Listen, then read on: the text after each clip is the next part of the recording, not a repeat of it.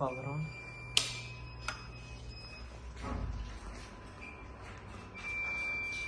Into power.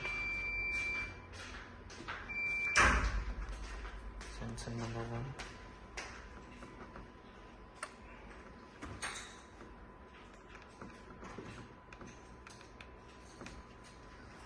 Sensor number 1 working, and now sensor number 2.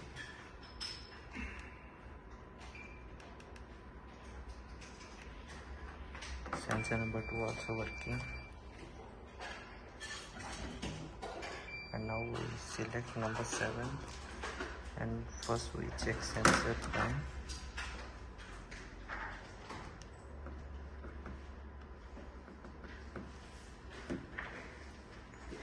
And now sensor 2.